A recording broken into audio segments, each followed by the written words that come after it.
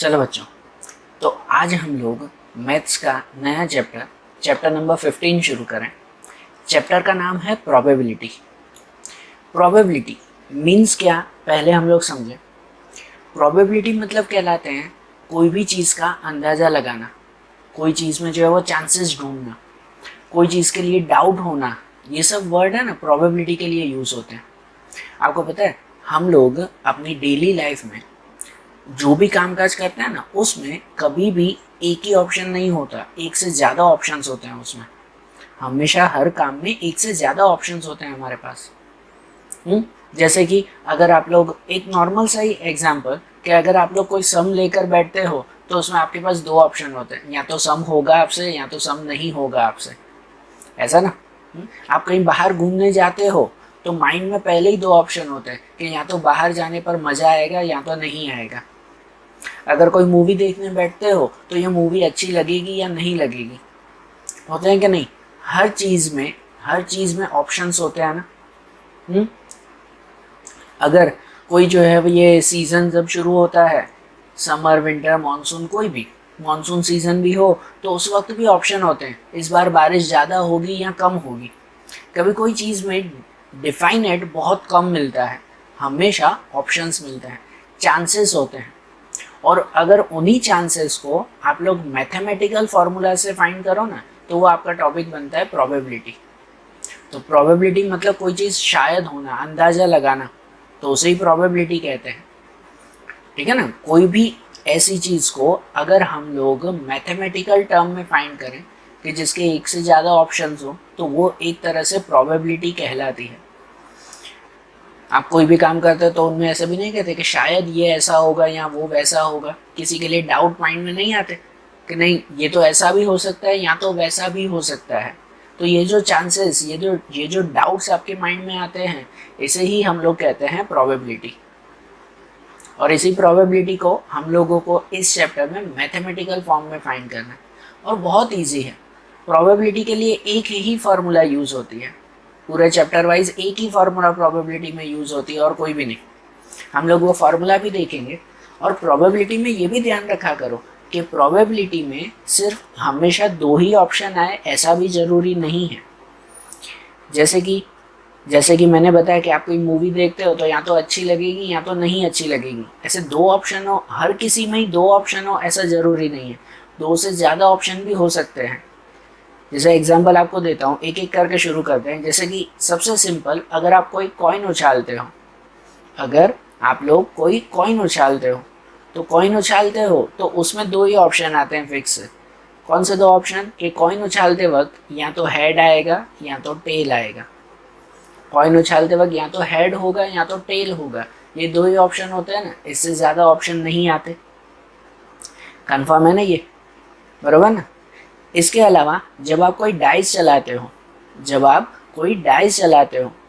तो डाइस चलाते वक्त भी आपके सामने दो ही ऑप्शन हो, दो ऑप्शन सिर्फ नहीं होते, दो से ज़्यादा ऑप्शन होते हैं ना। लूडो खेलते वक्त जब आप डाइस चलाते हो तब उस वक्त आपके पास दो नहीं लेकिन 6 ऑप्शंस होते हैं। जब आप डाई चलाओगे तो 6 में से कोई एक नंबर आएगा, या 1 2 3 4 5 या 6, ऐसा ना। तो ये चांसेस वो आपके बढ़ गए ना, चांसेस कि सिर्फ दो ही नहीं लेकिन 6 में से कोई एक आएगा, है कि नहीं। जब आप कोई जो है ये कोई लकी ड्रॉ होता है, उसमें 100 लोगों के नाम हो और उसमें से अगर आप कोई चिट उठाते हो तो आपके चांसेस में खाली दो नहीं आते, लेकिन उसमें आपके चांसेस 100 चांसेस है कि 100 में से कोई एक जो है भैया आपके चांसेस आ सकते हैं। सही बात है ना। तो यही प्रोबेबिलिटी मीन्स चांसेस कहलाया। और जिसे फाइंड करने के लिए अगर मैथमेटिकल फॉर्म में से फाइंड करना है ना, तो उसकी एक ही फार्मूला आती है। प्रोबेबिलिटी फाइंड करने की सिंगल फार्मूला, एक ही फार्मूला आती है कि PE इक्वल टू, प्रोबेबिलिटी कहते हैं P probability and E means event, E means for any event. So उसके लिए कहते हैं PE equal to number of trials in which the event happen upon में टोटल नंबर ऑफ ट्रायल्स। बरोबर, क्या formula आती है? Number of trials in which the event happen upon total number of trials. मतलब कि कोई भी इवेंट में वो चीज़ कितनी बार हो रही है, नंबर ऑफ ट्रायल्स कितनी बार हो रही है वो, और अपॉन में total number of trials, upon में टोटल जो है वो कितने चांसेस हैं वो लिखना है। ये फॉर्मूला भी आपको हर सम में लिखने की ज़रूरत नहीं है, लेकिन हाँ इसके बेस पर ही सम्स होंगे। जैसे कि एक एग्जांपल से समझते हैं कि आप जब जो है वो ये डाई चलाते हो, कोई लूडो खेलते वक्त डाई चलाते हो, तो उसमें टोटल नंबर ऑफ ट्रायल्स कितने होते हैं, हमेशा सब में ना टोटल नंबर कितने हैं वो पहले फाइंड कर लेते हैं। जैसे सपोज आप कोई डाई चलाते हो तो उसमें टोटल ट्रायल्स कितने हैं, तो टोटल ट्रायल्स होते हैं 6। टोटल ट्रायल्स कितने होते हैं, 6 होते हैं ना, 1 to 6 तक के नंबर्स होते हैं ना उसमें।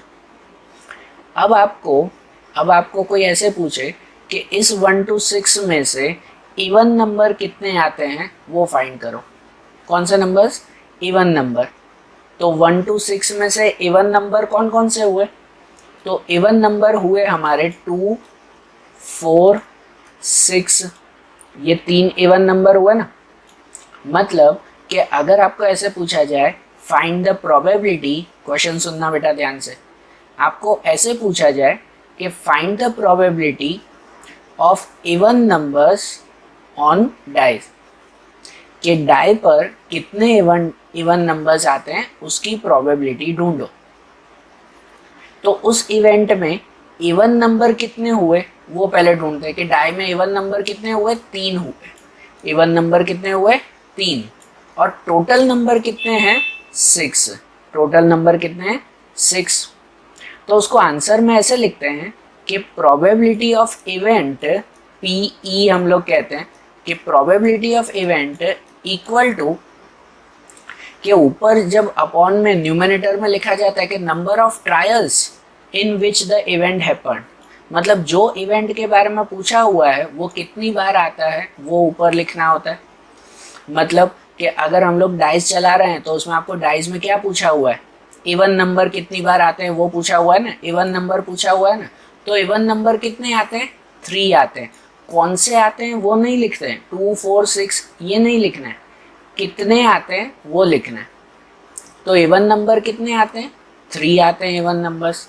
और अपॉन में लिखते हैं टोटल नंबर्स, तो अपॉन में टोटल कितने आते हैं, अपॉन में लिखते हैं ना the total number of trials, और अपॉन में टोटल कितने हैं, तो 6। आपको इवन नंबर पूछा, ठीक है ना, तो इवन नंबर कितने हुए, 3 हुए, और अपॉन में हमेशा टोटल लिखते हैं 6। तो 3 डिवाइड बाय 6, तो 3 डिवाइड बाय 6 जिसको अगर हम लोग 3 से कट करें तो आंसर मिल जाता है 1/2। आंसर कितना मिलता है, 1/2 मिलता है। तो बस ये हमें प्रोबेबिलिटी मिल गई कि प्रोबेबिलिटी कितनी है, इवन नंबर की प्रोबेबिलिटी कितनी, तो 1/2 है। ये हमें जो है वो आंसर मिल गया। इजी है ना, एकदम सिंपल वे में हमें फाइंड करना है, बस इसी तरह से फाइंड करना है। जो क्वेश्चन पूछा हुआ हो उसे हमेशा न्यूमरेटर में लिखते हैं, ऊपर लिखते हैं, और जो टोटल नंबर हो उसमें वो टोटल नंबर लिखते हैं नीचे। तो ये हमारा आंसर, ठीक है ना। ये प्रोबेबिलिटी फाइंड हुई ना सिंपल से। देखो हम लोग डायरेक्टली एक्सरसाइज शुरू करें इसकी, बराबर ना, ये इस फॉर्मूला के हिसाब से हम सीधे एक्सरसाइज 15.1 शुरू करें और उनमें डायरेक्ट सम देखें कि किस तरह से हमें प्रोबेबिलिटी के सम शुरू करने हैं। तो एक्सरसाइज 15.1 में हम लोग पहला क्वेश्चन शुरू करें। समझना ध्यान से कि पहला क्वेश्चन अगर हम शुरू करें, लिखा हुआ है कि in a cricket match a batswoman hits a boundary 6 times out of 30 balls she plays. Cricket match में batswoman hits a boundary 6 times out of 30 balls she play. एक बैट्सवुमन, उसने 30 बॉल खेले हैं, एक मैच में उसने 30 बॉल खेले और 30 बॉल में उसने 6 बार बाउंड्री लगाई है ना। 30 में से कितनी बार उसने बाउंड्री लगाई, 6 बार। Find the probability that she did not hit a boundary. तो हमें प्रोबेबिलिटी ढूंढनी है she did not hit a boundary, कि उसने कितनी बार बाउंड्री नहीं लगाई, उसकी प्रोबेबिलिटी ढूंढनी है, उसके चांसेस ढूंढने हैं। अब जब भी क्वेश्चन देखो तो सबसे पहले एक चीज़ फाइंड कर लो कि टोटल कितने नंबर्स हैं। जैसे यहाँ पर मैच चल रही है तो टोटल कितने बॉल उसने खेले हैं वो टोटल नंबर फाइंड कर लो। हमेशा क्वेश्चन में पहले टोटल ढूंढ लिया करो कि टोटल कितने हैं। तो टोटल हुए 30, तो हमेशा जब भी आंसर होगा तो अपॉन में मतलब डिनोमिनेटर में हमेशा ये नंबर लिखेंगे 30, ये आंसर है, टोटल है वो। और फिर चेक करते हैं कि क्वेश्चन में क्या पूछा हुआ है उसके नंबर कितने हैं। कि क्वेश्चन में क्या पूछा हुआ है, क्वेश्चन में पूछा हुआ है she did not hit a boundary. Question में क्या पूछा हुआ है, she did not hit a boundary, कि उसने बाउंड्री नहीं लगाई, उसकी प्रोबेबिलिटी हमें फाइंड करनी है ना। She did not hit a boundary. तो अब हम लोग पहले फाइंड करेंगे कि कितनी बार उसने बाउंड्री नहीं लगाई। तो यहाँ पर टोटल जो है वो ये 30 बॉल्स है। 30 बॉल्स में से उसने कितनी बार बाउंड्री लगाई है, 6 बार बाउंड्री लगाई है। तो हम लोग बाकी का ढूंढ सकते हैं ना कि बाकी कितनी बार उसने बाउंड्री नहीं लगाई होगी, वो रफ में ढूंढ सकते हैं ना। कि देखो 30 बॉल्स उसने खेले हैं, 30 में से -6 टाइम्स उसने बाउंड्री लगाई है, तो बाकी कितने बचे, तो बाकी बचे 24। तो 24 टाइम्स उसने बाउंड्री नहीं लगाई होगी। तो हमें जो प्रोबेबिलिटी ढूंढनी थी, हमें जो आंसर ढूंढना था वो था she did not hit a boundary, कि कितनी बार उसने बाउंड्री नहीं लगाई। तो वो आंसर ये मिलेगा 24। ठीक है, तो देखो इसको लिखेंगे ऐसे, पहले हमेशा टोटल लिख देते हैं कि total number of ball a batswoman plays, कि टोटल उसने कितने बॉल खेले 30। एंड इवेंट ए, हमेशा आंसर को ऐसे करके शुरू करेंगे, इवेंट ए, एक ही पूछा हुआ है तो इवेंट ए, दो पूछते हैं ना तो फिर इवेंट बी, इवेंट सी, इवेंट डी, ऐसे इवेंट कहते हैं उसे, जिसकी प्रोबेबिलिटी फाइंड करेंगे। तो इवेंट में लिखेंगे कि क्या ढूंढना है, probability that a batswoman did not hit a boundary. हमें क्या ढूंढना था, batswoman did not hit a boundary, कि उसने बाउंड्री नहीं लगाई, उसकी प्रोबेबिलिटी फाइंड करो। तो पी ए मतलब प्रोबेबिलिटी ऑफ इवेंट ए, ये ए हमने जो लिखा ना इवेंट ए, तो पी ए उसे लिखेंगे प्रोबेबिलिटी ऑफ इवेंट ए, जिसमें ऊपर हमेशा लिखते हैं कि क्या हमें पूछा हुआ है, क्वेश्चन में क्या पूछा हुआ है उसका नंबर। तो क्वेश्चन में पूछा था did not hit a boundary, तो कितनी बार बाउंड्री नहीं लगाई, हमने फाइंड किया ना 24 टाइम्स बाउंड्री नहीं लगाई। और अपॉन में टोटल नंबर्स, अपॉन में टोटल नंबर, तो टोटल कितने नंबर है अपॉन में 30। टोटल कितने हमने फाइंड कर लिया ना पहले ही 30, हमेशा अपॉन में टोटल। तो आंसर आया 24/30, जिसे अगर हम लोग 6 से कट कर दें तो वो कट हो जाएगा। 24 को 6 से कट करो 4 और 30 को 6 से कट करो 5, तो आंसर मिल जाएगा हमें क्या, 4/5। तो उसने बाउंड्री नहीं लगाई, उसकी प्रोबेबिलिटी कितनी हुई, 4/5 हुई। ठीक है, देखो सिंपल है, यही चीज सिर्फ ध्यान देनी है कि क्वेश्चन में क्या पूछा हुआ है उसके नंबर ढूंढो और टोटल नंबर ढूंढो। और इवेंट में वही लिखना होता है जो क्वेश्चन में पूछा हुआ है, नंबर ऑफ ट्रायल्स उसे ऊपर लिखेंगे न्यूमरेटर में, और डिनोमिनेटर में लिखेंगे टोटल नंबर ऑफ ट्रायल्स, कि टोटल कितने हैं वो। समझ आया ना, सिंपल था ना पहला क्वेश्चन। तो ऐसे ही हम लोग दूसरा क्वेश्चन देखें। अब ऐसे ही दूसरा क्वेश्चन देखें, क्वेश्चन 2 में है कि 1500 families with 2 children were selected randomly and the following data were recorded। 1500 families को जो है वो सिलेक्ट किया हुआ है, 1500 families। तो देखो यहाँ पर हमें पहले ही क्वेश्चन में टोटल मिल गया, हमेशा पहले टोटल नंबर ढूंढ लेते हैं। तो टोटल यहाँ पर फैमिलीज कितनी है, 1500 फैमिलीज। उसके लिए ऐसे लिखा हुआ है, टेबल में दिया हुआ है, the number of girls in a family, कि 1500 में से जिस घर में 2 गर्ल्स हैं, जिनकी 2 बेटियां हैं, 2 गर्ल्स हैं, ऐसी कितनी फैमिलीज हैं, तो 475 फैमिलीज हैं। जिनके घर में 1 गर्ल है, मतलब एक बेटी है, ऐसी कितनी फैमिलीज हैं, 814 फैमिलीज हैं। और जिनके घर में 0 गर्ल्स हैं, मतलब एक भी बेटी नहीं है, ऐसी कितनी फैमिलीज हैं, तो 211 फैमिलीज हैं। 1500 में से ऐसे डिस्क्राइब किया हुआ है ना। देन पूछा हुआ है कि compute the probability of a family chosen at random having 2 girls 1 girl no girl. 3 question हमें फाइंड करने हैं कि 2 गर्ल्स के कितने हैं, उसकी प्रोबेबिलिटी फाइंड करनी है। 2 गर्ल्स वाली कितनी फैमिली है, उसकी प्रोबेबिलिटी। 1 गर्ल की कितनी फैमिलीज हैं उसकी प्रोबेबिलिटी, एंड नो गर्ल मतलब 0 गर्ल्स वाले कितनी फैमिलीज हैं उसकी प्रोबेबिलिटी। तो तीनों का आंसर तो दिया हुआ ही है ना, बराबर ना। इसमें हमें कुछ फाइंड थोड़ी करना होता, आंसर तो दिया हुआ ही है, सिर्फ उसे प्रोबेबिलिटी में लिखना है, फ्रैक्शन वाइज न्यूमिनेटर और डिनोमिनेटर में सिर्फ लिख कर बताना है।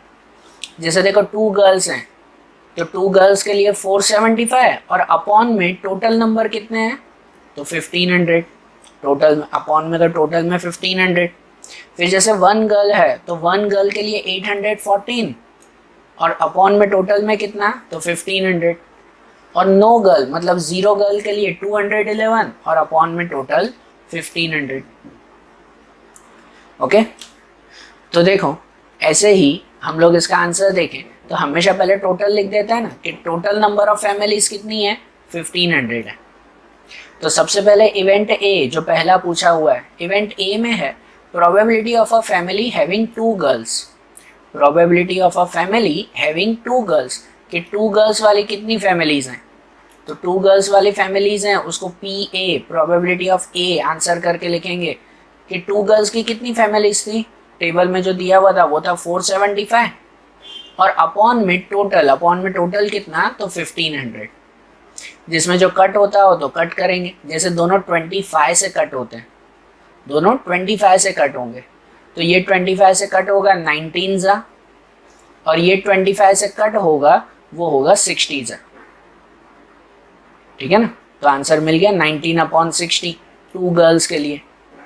अब ऐसे ही दूसरा भी पूछा हुआ है ना तो उसे इवेंट बी करके लिखेंगे, दूसरा पूछा हुआ है तो इवेंट बी करके बताएंगे उसे। उसमें लिखेंगे कि probability of a family having 1 girl, probability of family having 1 girl, तो 1 गर्ल के लिए भी पी बी हम लोग आंसर लिखेंगे, probability of event B short में लिखते हैं ना पी बी। तो उसमें 1 गर्ल वाली कितनी फैमिलीज थी तो वो थी 814, टेबल में था ना 814 और अपॉन में टोटल 1500, तो 814 अपॉन 1500 जिसे कट करेंगे, जिसे कट करें दोनों को 2 से कट करें तो इसको 2 से कट करेंगे आंसर मिलेगा 407 और इसको 2 से कट करें तो आंसर मिलेगा 750। तो 1 गर्ल की प्रोबेबिलिटी वो ये मिलेगी 407/750। ऐसे ही तीसरा भी पूछा हुआ है तो उसे इवेंट सी कहेंगे, जितने भी पूछे ना उसे event A B C D ऐसे बताते रहेंगे।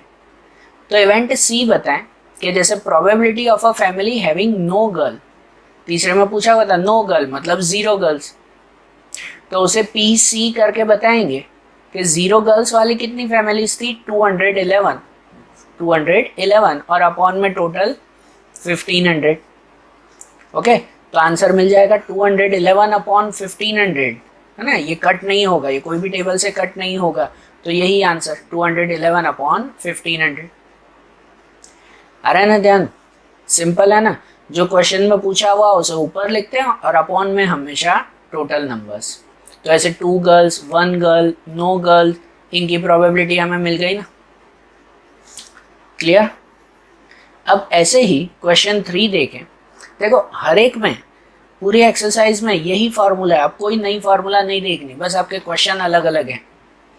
कि अब क्वेश्चन 3 देखें, जैसे लिखा हुआ है refer to example 5 section 14.4 chapter 14। हाँ, आपके टेक्स्ट बुक में चेक करना, चैप्टर 14 में सेक्शन 14.4 में जाकर एग्जाम्पल नंबर 5 देखना। लिखा हुआ उसमें find the probability that a student of the class was born in August. उसमें अगस्त मंथ में कितने स्टूडेंट जो है, अगस्त मंथ में कितने स्टूडेंट बॉर्न हुए हैं, कितने स्टूडेंट अगस्त मंथ में पैदा हुए हैं, उसकी प्रोबेबिलिटी हमें फाइंड करनी है। ठीक है, अब यहाँ क्वेश्चन में है ना, क्वेश्चन आपको देखना है टेक्स्ट बुक के चैप्टर 14 में 14.4 में एग्जाम्पल 5 में जाकर देखना है। तो देखो उसमें एग्जाम्पल 5 सेक्शन 14.4 चैप्टर 14 का मैंने यहाँ पर जो है वो एक फ़ोटो रखा हुआ है कि उसमें जो है वो ये दिया हुआ है, ठीक है ना। आपके टेक्स्ट बुक में चेक करना, मैंने उसका डायरेक्ट यहाँ फ़ोटो रखा हुआ है कि यहाँ पर ये दिया हुआ है कि आपको यहाँ पर मंथ ऑफ बर्थ, हर एक मंथ दिया हुआ है और नंबर ऑफ स्टूडेंट दिए हुए हैं। ठीक है ना, कितने कितने स्टूडेंट है वो दिया हुआ है। जैसे कि जनवरी मंथ में तो 3 स्टूडेंट का बर्थ हुआ है, फेब्रुआरी मंथ में 4, मार्च मंथ में 2, अप्रैल मंथ में भी 2, ऐसे दिया हुआ है ना। और हमें क्वेश्चन में किसका ढूंढना था, हमें क्वेश्चन में ढूंढना था अगस्त का, तो बाकी सबका नहीं देखना है, हमें क्वेश्चन में अगस्त का ढूंढना था कि अगस्त मंथ में कितने स्टूडेंट का बॉर्न हुआ है। तो अगस्त मंथ में बॉर्न हुआ है टोटल 6 ना, 6 आ रहा है ना अगस्त मंथ में। तो हमें प्रोबेबिलिटी इसकी ढूंढनी है। और टोटल स्टूडेंट जो उस क्वेश्चन में लिखा हुआ था कि टोटल स्टूडेंट कितने हैं, 40 हैं। टोटल स्टूडेंट कितने हैं, 40। तो मतलब क्वेश्चन वाइज ऐसा हुआ कि टोटल नंबर ऑफ स्टूडेंट 40 हैं, जिसमें से number of student born in August के अगस्त मंथ में कितने स्टूडेंट का बॉर्न हुआ तो 6 है, और हमें इसकी प्रोबेबिलिटी ढूंढनी है। तो प्रोबेबिलिटी के हिसाब से टोटल में हमेशा ये अपॉन में लिखते हैं ना, अपॉन में हमेशा ये टोटल लिखते हैं, और ऊपर जो क्वेश्चन पूछा हुआ हो वो। तो इसकी प्रोबेबिलिटी भी फाइंड करें कि event A probability of number of students born in August, August month में कितने स्टूडेंट्स हैं, तो अगस्त मंथ में स्टूडेंट है उसकी प्रोबेबिलिटी जो है वो फाइंड करें ना। तो ऊपर आएगा 6, ऊपर 6 और अपॉन में टोटल नंबर्स, अपॉन में टोटल नंबर्स 40। तो आंसर मिल जाएगा 6/40, जिसे 2 से कट करेंगे, 2 से कट करें तो 6 को 2 से कट करो 3, एंड 40 को 2 से कट करो तो 20। मतलब आंसर मिल गया 3/20। तो अगस्त मंथ में जितने स्टूडेंट बॉर्न हुए हैं उसकी प्रोबेबिलिटी क्या मिलेगी हमें, तो 3/20 मिलेगी। क्लियर ना? आ रहा है ध्यान? ऐसे ही अब क्वेश्चन 4 समझें। क्वेश्चन 4 में भी वैसा ही है, लिखा हुआ है कि 3 coins are tossed stimulously 200 times with the following frequency of different outcomes। कहते 3 coins को 200 टाइम्स जो है वो ये उछाला हुआ है, एक कॉइन नहीं 3 कॉइन को 200 टाइम्स उछाला हुआ है। तो टोटल नंबर हमें जो चाहिए होता है ना हर सम में, तो टोटल नंबर यहाँ कितना मिल गया, 200। ध्यान देना, 3 कॉइन को 200 बार जो है वो ये उछाला है, जिसमें लिखा हुआ है कि तीनों बार हेड आ जाए, ऐसा कितनी बार हुआ, तो 23 टाइम्स हुआ। 200 में से 23 टाइम ऐसा हुआ कि जिसमें तीनों बार हेड आया। 3 कॉइन उछालोगे तो हो सकता है ना तीनों कॉइन में हेड हेड हेड आ जाए, ऐसा 23 टाइम्स हुआ। 2 बार हेड आया हो, 2 बार हेड आया हो, ऐसा कितनी बार हुआ, तो ऐसा 72 टाइम्स हुआ कि जिसमें 2 बार हेड आया हो। एक ही बार हेड आया हो, ऐसा कितनी बार हुआ, तो ऐसा 77 टाइम्स हुआ कि एक ही बार हेड आया हो। एंड नो हेड, एक भी बार हेड ना आया हो, ऐसा कितनी बार हुआ, तो ऐसा 28 टाइम्स हुआ। बराबर? तो इस पर से हमें आंसर ढूंढना है कि if the 3 coins are stimulously tossed again, compute the probability of 2 head coming up। हमें किसकी प्रोबेबिलिटी ढूंढनी है, सिर्फ 2 हेड की, 2 हेड कमिंग अप। 2 बार हेड आए उसकी प्रोबेबिलिटी, तो 2 बार हेड आता है उसके कितने आंसर हैं, उसका कितना जो है वो नंबर है 72। 2 बार हेड आता है वो कितनी बार हुआ, 72 टाइम्स हुआ। और अपॉन में टोटल नंबर लिखते हैं कि टोटल नंबर्स कितने हैं, 200। तो इसका मतलब इसका आंसर भी हम लोग डायरेक्टली लिख सकते हैं ना कि total number of times 3 coin tossed, 3 coin जो कितनी बार उछाले गए, तो 200 टाइम्स। और इवेंट ए में हमें प्रोबेबिलिटी फाइंड करनी है, probability of 2 head coming up while tossing 3 coins. 3 coin उछालते वक्त 2 बार हेड आए उसकी प्रोबेबिलिटी हमें ढूंढनी है। तो 2 बार हेड कितनी बार, कितने नंबर्स में हुए थे, 72 टाइम्स। तो प्रोबेबिलिटी पी ए में लिखेंगे ना, ऊपर 72 और अपॉन में टोटल नंबर्स, अपॉन में टोटल नंबर्स 200। तो 72/200 आंसर मिलेगा 9/25। 72/200 क्या आंसर मिल जाएगा हमें, 9/25 आंसर मिलेगा। बराबर ना, दोनों को 8 से कट किया तो 8 9 और 8 25, तो ये आंसर मिला ना। आ रहा है ध्यान? तो समझ आ रहा है ना कैसे हमें प्रोबेबिलिटी के सम करना है। सिंपल सम से एक ही फॉर्मूला सब में यूज करनी है। जो क्वेश्चन में पूछे उसे न्यूमिनेटर में लिखो और डिनोमिनेटर में हमेशा टोटल नंबर्स लिखो। ओके, तो आज जैसे हमने क्वेश्चन 4 तक ये देखा ना, 4 सम्स देखे ना, अब इनके आगे के सम्स हम लोग जो है वो ये कल के वीडियोस में, दूसरे वीडियोस में देखेंगे। Okay, thank you.